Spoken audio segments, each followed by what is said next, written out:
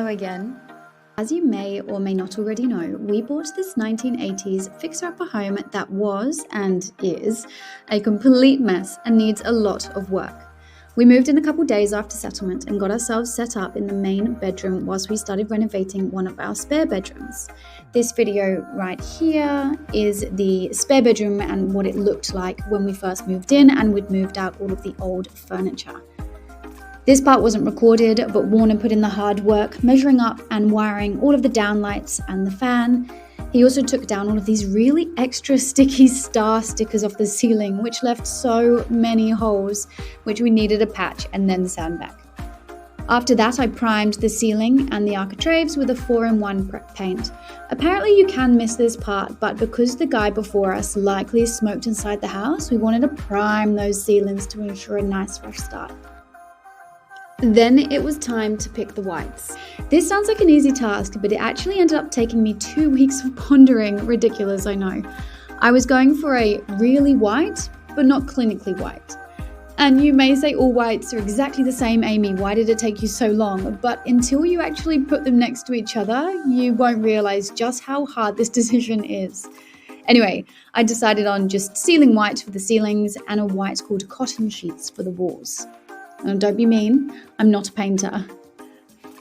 I had a certain design and style in mind for this bedroom and for the rest of the house, and if I can actually give anyone advice right now to someone wanting to buy and renovate a home, get yourself a tradie boyfriend.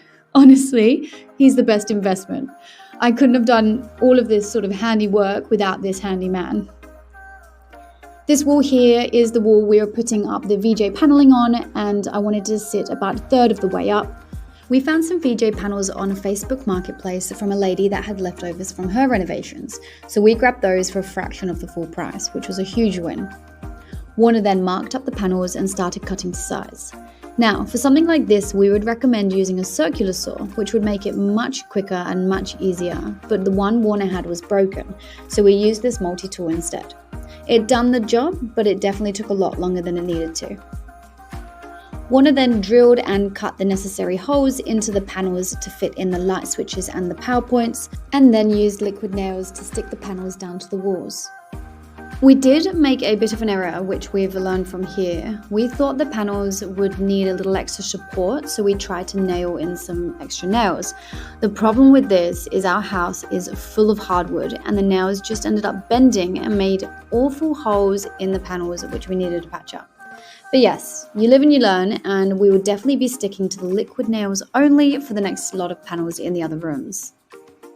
We attached molding to line the top of the panels to give it a nice finish.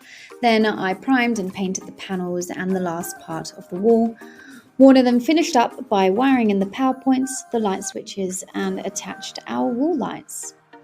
Now, while this has all been happening, we've also dipped into other rooms too, ripping up floors in the kitchen and the sunroom. We've started cleaning up the deck, and we have almost finished the master bedroom. This really is just the beginning of this huge renovation journey, so stay tuned as we tackle our way through the rest of the house.